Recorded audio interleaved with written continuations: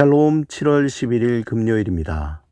오늘도 하나님의 충만하신 은혜가 여러분의 삶 가운데 함께 하시길 소망합니다.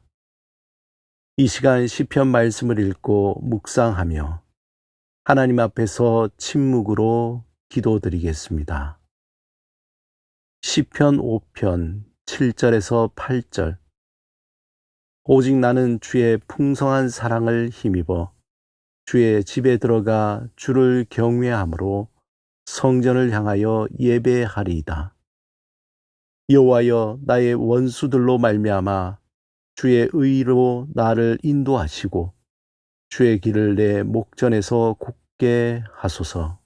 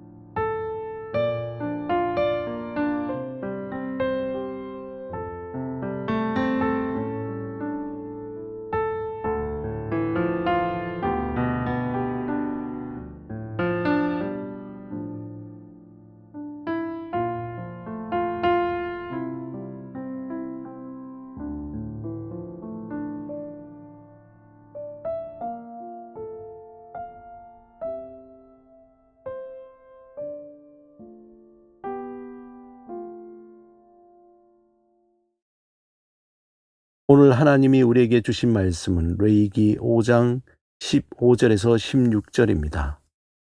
함께 말씀을 읽고 우리에게 들려주시는 하나님의 음성을 듣겠습니다. 레위기 5장 14절에서 16절. 여호와께서 모세에게 말씀하여 이르시되 누구든지 여호와의 성물에 대하여 부지 중에 범죄하였으면 여호와께서 속건제를 드리되 내가 지정한 가치를 따라 성소의 세겔로 몇 세겔은 은에 상당한 흠 없는 수양을 양떼 중에서 끌어다가 속건제로 드려서 성물에 대한 잘못을 보상하되 그것의 5분의 1을 더하여 제사장에게 줄 것이요 제사장은 그 속건제의 양으로 그를 위하여 속죄한즉 그가 사함을 받으리라. 오늘날 아이가 실수로 친구의 장난감을 망가뜨렸다고 생각해 보십시오. 그 아이가 미안해라고 말하는 것만으로 충분할까요? 물론 진심 어린 사과도 중요하지만 깨진 장난감을 대신할 어떤 보상이 필요한 것입니다. 오늘 우리가 살펴볼 레위기 5장 14절에서 19절까지의 말씀은 바로 이런 원리를 담고 있습니다. 하나님께 잘못했을 때 단순히 회개를 넘어서 회복과 배상을 요구하시는 속건제에 관한 말씀입니다. 속건제는 히브리어로 아샴이라고 불리는 제사입니다. 이 제사가 언제 드려져야 하는지, 어떤 과정을 거쳐야 하는지 본문에서 말씀합니다. 먼저 범죄의 대상을 보면 이는 하나님을 향한 죄입니다. 14절과 15절에서 여호와께서 부지 중에 범죄하여 성물에 대한 잘못을 저지르는 경우라고 분명히 명시하고 있습니다. 이는 하나님의 성전 물품이나 제사에 사용되는 물건을 실수로 손상시키거나 잘못 사용한 경우를 의미합니다. 그렇다면 이런 잘못을 했을 때 어떤 행동이 요구되었을까요? 15절과 16절에 따르면 먼저 순양 한 마리를 속건제로 드려야 했습니다. 이 제물은 훗날 우리의 죄를 대신 지고 가시는 예수 그리스도의 형상입니다. 그런데 여기서 중요한 사실은 제물을 드리는 것만으로 끝나지 않는다는 것입니다. 잘못한 만큼 원금을 갚고 거기서 5분의 1, 즉 20%를 더 배상해야 했습니다.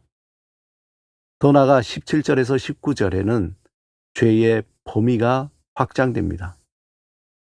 사람이 하나님의 명령을 어겼는데 자신이 잘 알아보지 못한 죄, 즉 부지 중의 죄라도 반드시 속건죄로 처리해야 했습니다.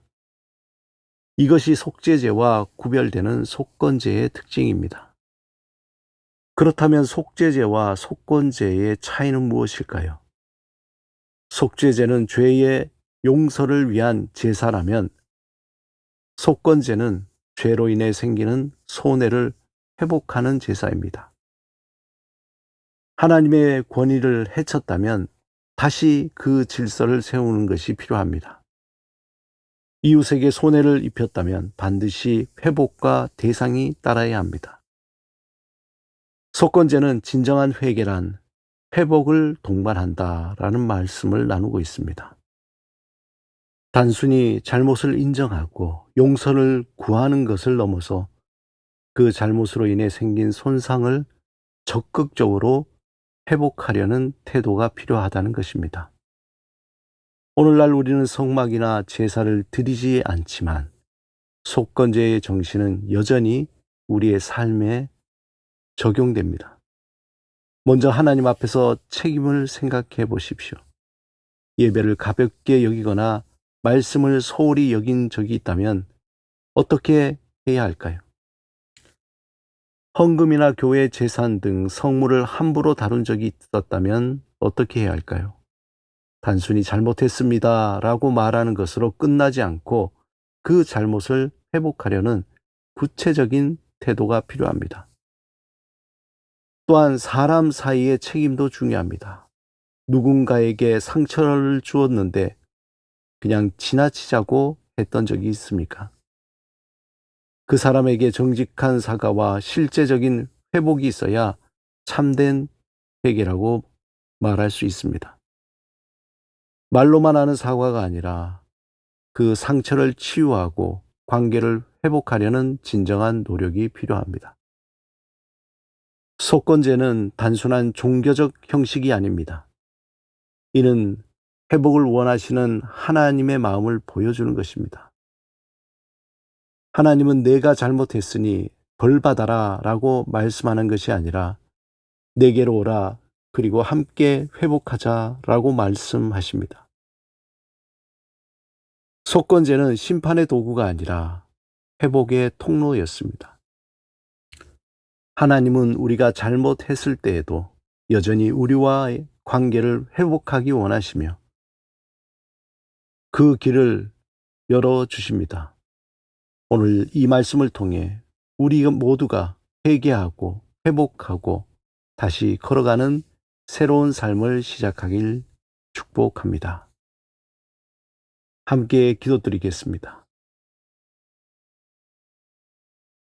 주님, 말과 행동을 분별하는 지혜를 주셔서 사랑 안에서 참된 것을 말하는 제자가 되게 하소서. 예수 그리스도 이름으로 기도드립니다. 아멘.